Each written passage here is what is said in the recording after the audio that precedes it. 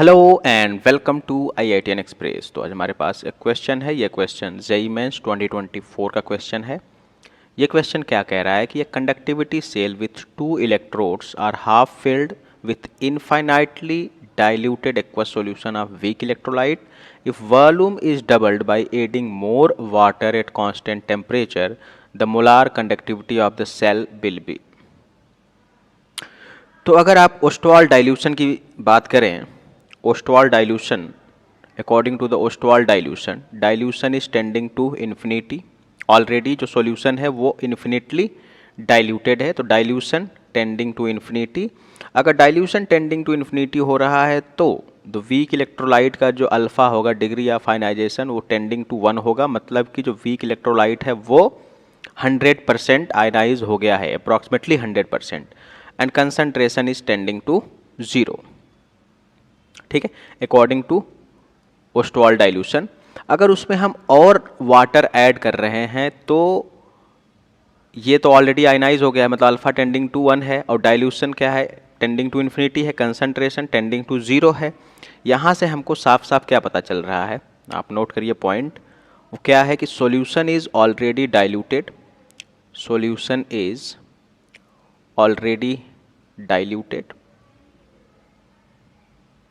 ठीक है, solution already diluted है।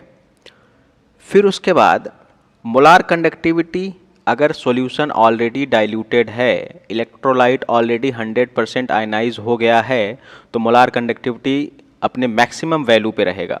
तो यहाँ पे आप लिख सकते हैं कि मोलार कंडक्टिविटी जो होगी, molar conductivity that is going to be at its maximum value, at its maximum value. Correct बात है। फिर उसके बाद अगर हम और वाटर ऐड कर रहे हैं, if we are adding more water that is not going to, that will not dilute solution further. Okay, adding more water will not dilute solution further। ठीक है, क्योंकि सॉल्यूशन ऑलरेडी डाइल्यूटेड है और जो भी इलेक्ट्रोलाइट है, वीक इलेक्ट्रोलाइट है, वो 100% आयनाइज हो गया है, कंसंट्रेशन टेंडिंग टू 0 है। तो अगर हम उसमें और ज़्यादा वाटर ऐड कर दे रहे हैं तो सॉल्यूशन डाइल्यूट नहीं होगा। ठीक है, फर्दर डाइल्यूट होने वाला नहीं है। So from here we can say no change in molar conductivity, that is lambda m, and molar conductivity is going to be remain same. The molar conductivity will remain same. Okay, from here we can say the molar conductivity is going to be same. Okay, ये question बहुत ही आसान है, simple question है, लेकिन थोड़ा सा tricky है ना। So the option B is going to be the correct answer. Okay, it is going to be remain same or cannot be measured accurately.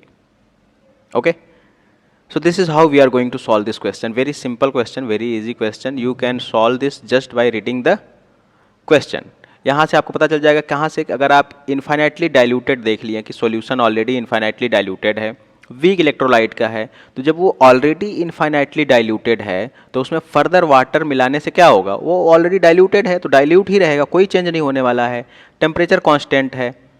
ठीक है, अगर टेम्परेचर चेंज होता तो मोलार कंडक्टिविटी चेंज हो सकता था, लेकिन टेम्परेचर रिमेन्स कांस्टेंट। तो यहाँ पे हम कितना भी ज़्यादा वाटर मिला दें, that is not going to change the molar conductivity.